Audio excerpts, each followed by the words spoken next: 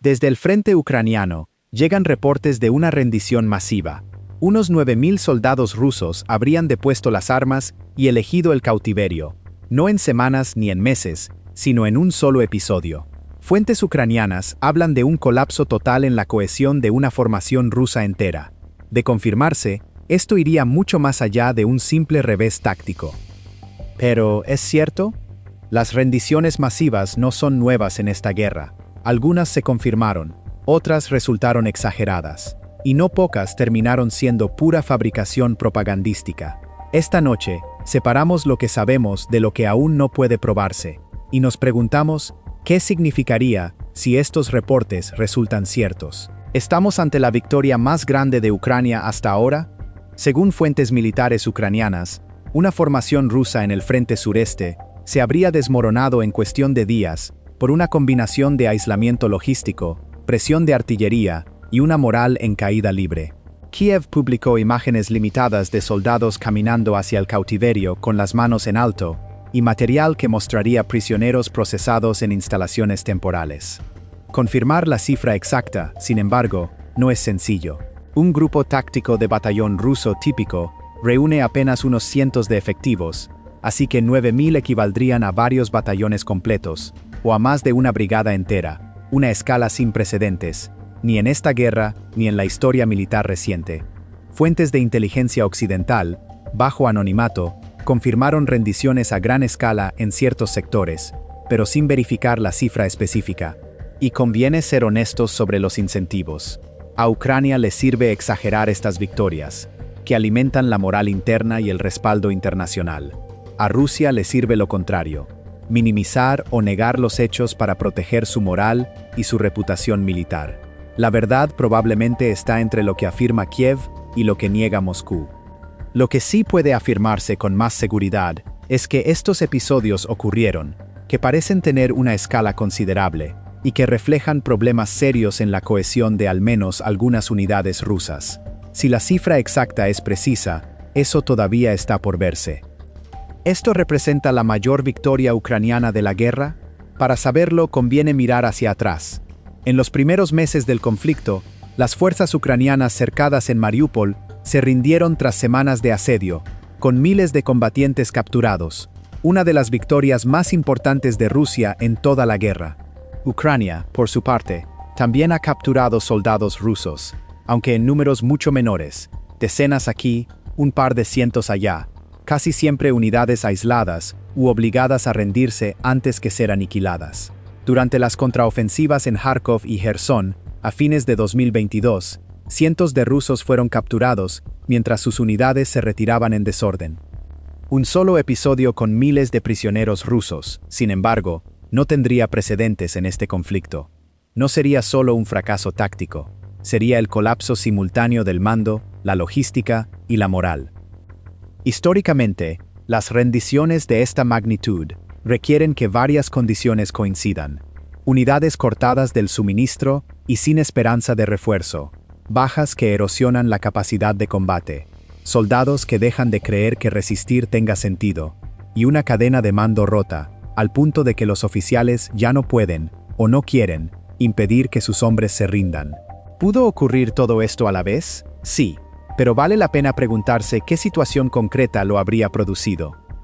Los analistas señalan varios factores que podrían haber convergido. El primero es el aislamiento logístico. Cuando Ucrania corta las rutas de abastecimiento, el efecto se acumula rápido. La munición se agota en días, el combustible se termina y los vehículos quedan inmovilizados. La comida escasea y los heridos dejan de recibir atención adecuada. Una unidad así, aislada, enfrenta una disyuntiva brutal: romper el cerco, resistir hasta el aniquilamiento o rendirse. Luego está la presión de artillería y drones. Ucrania ha perfeccionado su capacidad para detectar y atacar objetivos con rapidez. Bajo bombardeo sostenido y ataques de drones FPV, sin margen de maniobra, las bajas se disparan y el desgaste psicológico quiebra incluso a unidades bien entrenadas. Cuando nadie cree que llegará un relevo, rendirse empieza a parecer la opción racional. El tercer factor es el colapso del mando. Los reportes de rendiciones anteriores mencionan, una y otra vez, oficiales que abandonan a sus tropas antes de que los soldados rasos se entreguen. Sin liderazgo, sin órdenes claras y sin plan, la rendición se vuelve mucho más probable. Un cuarto elemento tiene que ver con el trato humanitario. Ucrania ha publicitado que trata a los prisioneros conforme a las convenciones de Ginebra, habilitó líneas telefónicas para consultar cómo entregarse, y difundió entrevistas con prisioneros que describen un trato adecuado. Eso elimina una barrera importante, el miedo a lo que ocurre después de rendirse. Y queda la desmoralización general. Los soldados movilizados suelen llegar mal entrenados, mal equipados, y sin tener claro por qué pelean. A diferencia de los profesionales o de los combatientes ideológicamente motivados, tienen mucho menos que perder al elegir la rendición sobre la muerte. Que todos estos factores converjan a la vez, en unidades que suman miles de soldados, exigiría operaciones ucranianas diseñadas específicamente para generarlos. No bastaría con atacar, haría falta aislar, desmoralizar y ofrecer una salida. Si estos reportes se confirman en la escala que se afirma, las implicaciones van mucho más allá de lo táctico.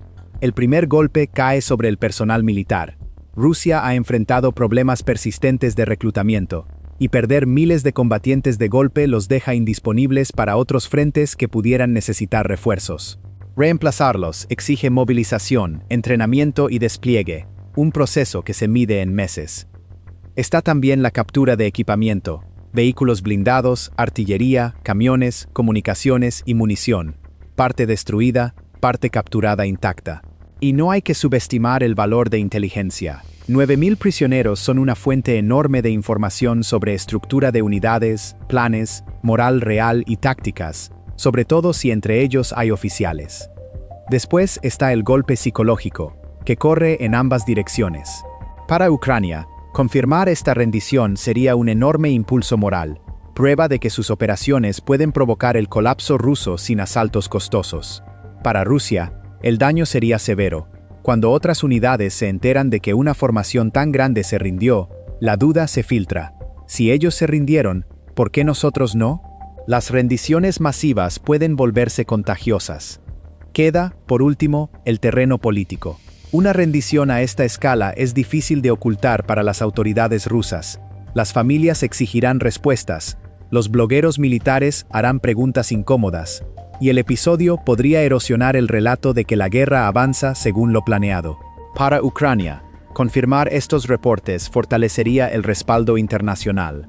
Verificar todo esto de forma independiente sigue siendo complicado. El acceso está restringido.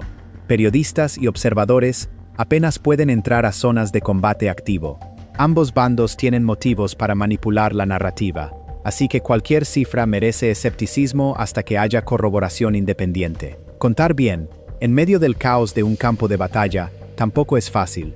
Los primeros reportes suelen sobreestimar o subestimar la cifra real, y solo tras procesar a los prisioneros se llega a un número confiable. Y ver una parte no es confirmar el todo. Imágenes de cientos de prisioneros confirman que hubo una rendición, no que la cifra total llegue a los miles que se afirman. ¿Qué señales conviene vigilar entonces? Imágenes satelitales de instalaciones de detención con grandes cantidades de personas. Informes de la Cruz Roja o de observadores internacionales. Evaluaciones de inteligencia occidental, aunque no den cifras exactas. Reportes consistentes de múltiples fuentes independientes. Y reacciones rusas que, indirectamente, terminen confirmando pérdidas significativas. Hasta entonces, lo más honesto es tratar la cifra como una afirmación sin verificar, sin dejar de reconocer que algo importante parece haber ocurrido. Y esto nos regresa a la pregunta inicial. Si se confirma, ¿es la mayor victoria de Ucrania? Depende de qué entendamos por mayor. En número de prisioneros, si la cifra de 9.000 resulta cierta, sería el mayor episodio de rendición del lado ruso en toda la guerra. En impacto estratégico, habría que compararlo con la recuperación de Gerson a fines de 2022, que forzó la retirada rusa de una capital regional entera en la orilla occidental del Dnieper. Si esta rendición lo supera, dependerá de qué territorio estuviera ligado al hecho. En impacto psicológico, podría superar incluso algunas ganancias territoriales, y en el deterioro de la capacidad rusa, eliminar a miles de combatientes de su orden de batalla podría habilitar operaciones ucranianas hoy inviables.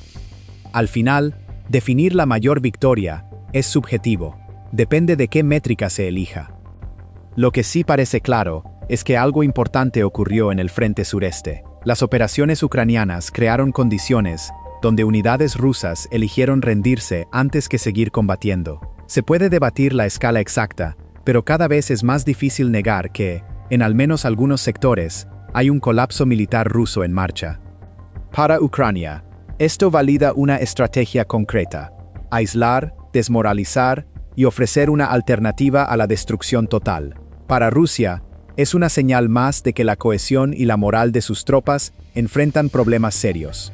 A medida que avancen los esfuerzos de verificación, sabremos si la cifra de 9.000 era precisa, exagerada o incluso quedó corta. Pero, más allá del número exacto, la realidad estratégica parece clara. Ucrania ha demostrado que puede provocar rendiciones rusas a gran escala, y esa capacidad podría terminar siendo tan valiosa como cualquier avance territorial.